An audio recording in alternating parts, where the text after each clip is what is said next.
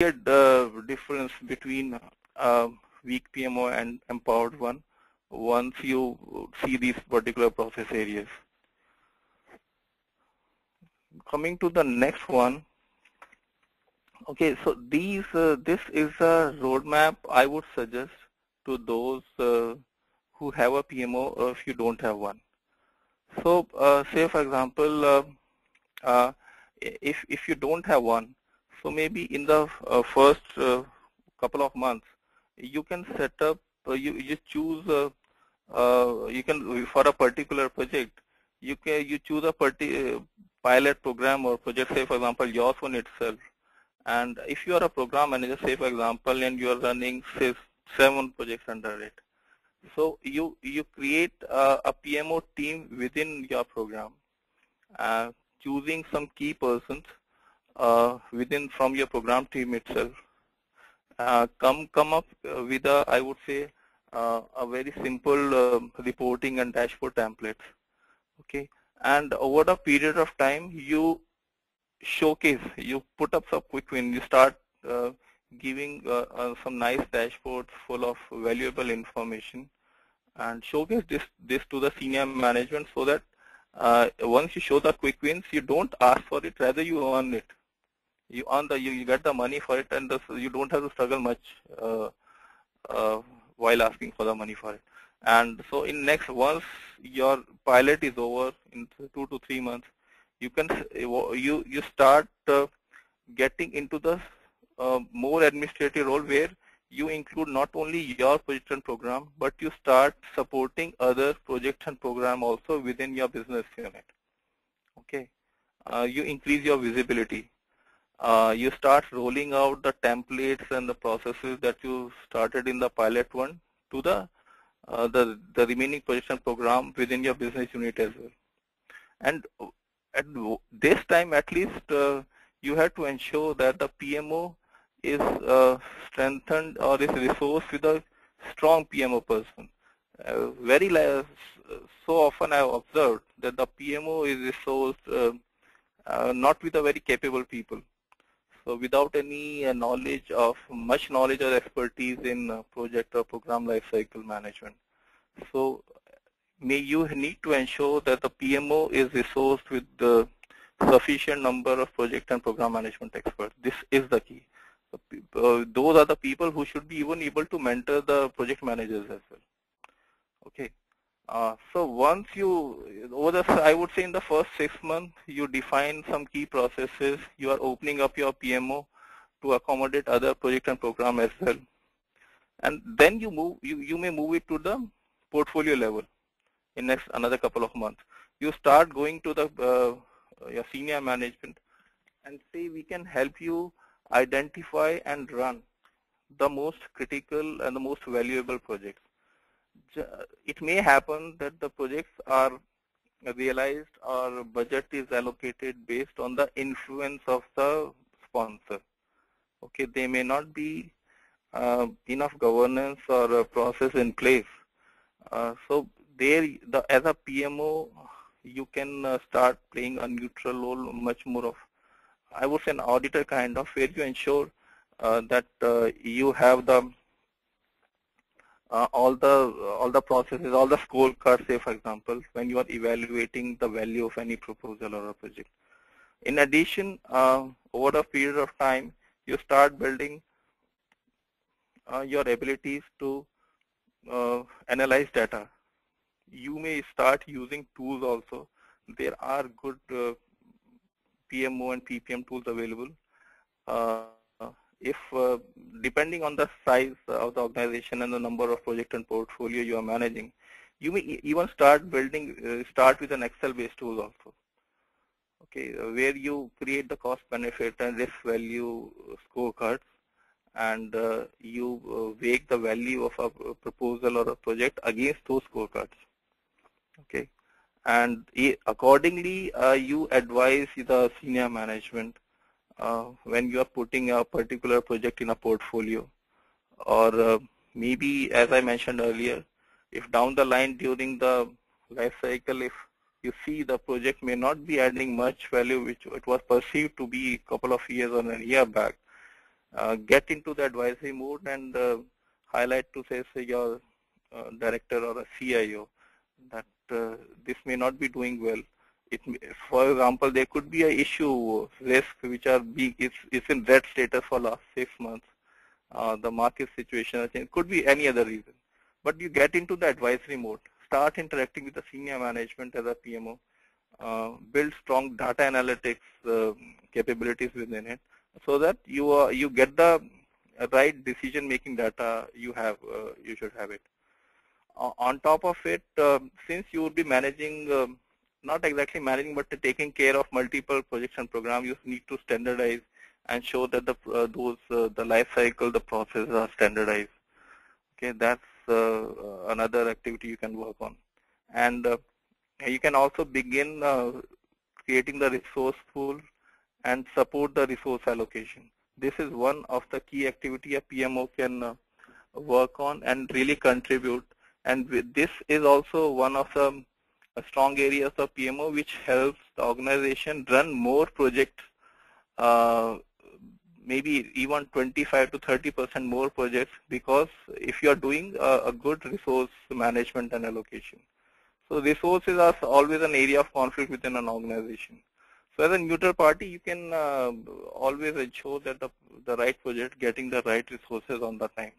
And generally the tendency within the organization are that they want to keep the resources within themselves. Even say, for example, if the project is delayed, or so you see in practical real scenario, the resources are held up to individual business unit or individual project and program. So there the PMO can play much more valuable and active role. And start monitoring the quality of the deliverables. Of course, the project and program would be there, but at least you can start on a random basis, start looking into the deliverable and see. You can say, for example, you can start rolling out say, for example, the design document. So you can create the templates, good templates for writing business requirement, or say requirement traceability metrics, or stakeholder mapping, RACI 1, risk register, to ensure that the quality of the project documents is high.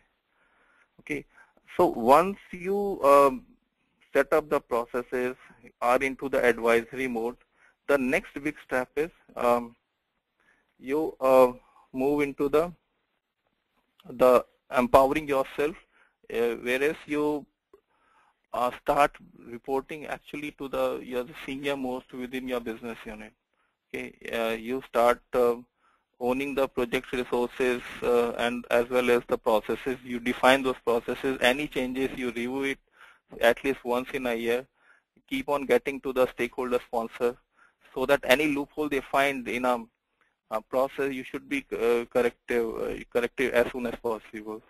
So say, for example, I also worked in another telecom operator within India. So in telecom, you would see they keep on coming up with the new plans quite regularly. So they cannot, the moment they raise any CR or a project, they cannot afford for another 3 months release cycle before their new initiative can be addressed and digitized. So you need to sometimes fast track. You need to align your project and release management process such that your business is able to cater the market demands. Okay, so that's an idea. So within those processes, you keep on reviewing and make changes on an appropriate time, and start getting into the quality audits and review mode as well as an empowered PMO. So so you would see this is a roadmap depending on the size of your organization and the scale of the amount of projects and program you want to manage. So it could be anywhere from, I would say, 12 to 18 months kind of. But this is, I would say, a minimum time that is required to empower your PMO. At the same time, if you have a PMO, see what kind of role it is playing. Is it build up a scorecard based on those 3 dimensions I mentioned earlier, which was the scope, the influence, and the maturity of the processes. So for every area, you create some question, ask those question to your senior management stakeholders. What they see, what the value the PMO is adding. Are they happy being PMO, playing only the secretary role, chasing people, or they can get into the much more. They can increase the scope to the portfolio level. Start coordinating between the various function groups. Yeah, another point I want to mention right now, that the PMO can play a good role as a coordinating between the different. Let me go to that slide. Yeah. So within various functional groups. So say for example, there could be a business solution group, there could be an IT architecture group, there could be an infrastructure group. So what happens once a project or program goes on, the connect between these functional units may not be good. Okay. There may not be a proactive communication. Say for example, the delivery team to the infrastructure team that we are rolling out this project or this system or application in next 1 month. So be ready with your infrastructure. I have observed it so many times that the system is ready, but the infrastructure, the servers are not available. The support team is not there to provide the post-production support because of the lack of coordination between these functional leads. So of course there are various political official reason because they are the top bosses, and the business head really don't bother into getting into this operational issue a lot. So what happens? The project suffers ultimately.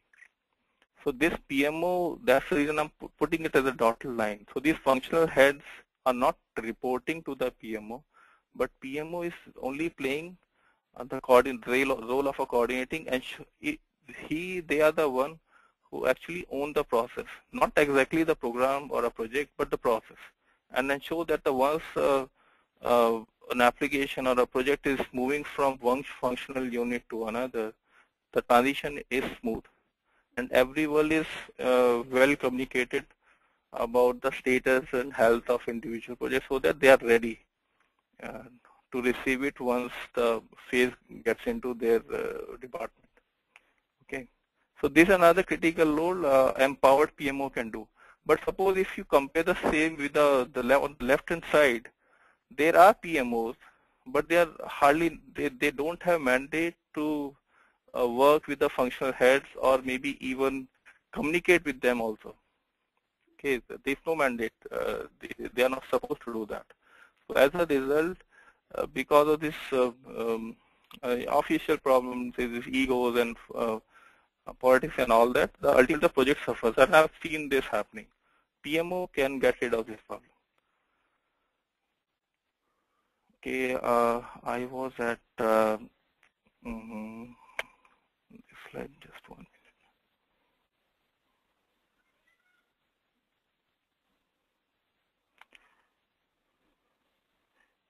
Yeah. So, so this is the roadmap for I would say 12 to 18 months. You can, based on where if you are already having a PMO providing very good chances is that it's playing only a role of admin. So first move it to a value of the chain, bring in the the experts within the PMO. Don't consider this as a group of people who are only nagging you. And we actually cannot blame the project or program manager for that. The reason is they lack respect. But if the moment they have the right people with it, they get into the advisory and mentoring role, they can provide and contribute much more value to the organization. Okay, so what will happen once you empower a PMO by putting it on the top and resourcing it with the right set of people strong in project and program management. So this is what I've been telling it over the session. So the throughput, the number of projects your organization manage, definitely it will go up. So the metabolic rate, the number of projects and programs that can run through within an organization, that will be faster. It will be much more. Okay, the number of failed projects, the chances and probability will definitely go down because As a neutral party, PMO has a capability of doing the data analytics, and based on the trends of the particular project, they can predict much earlier whether the project is going to add any value to the portfolio or not. And of course, because the staff utilization definitely will go up. So this holding up of resources may not be anymore. And the same goes with this. Of course, PMO ensures that only the right project goes into it. So these are definitely alignment between the business and IT. As a result, the portfolio value, the investment value of a particular portfolio will go up, and there would be much more on-time, on-budget delivery of the projects, because there is a neutral organization who's keeping a close watch on it. Okay, so these are the key benefits you will get out of a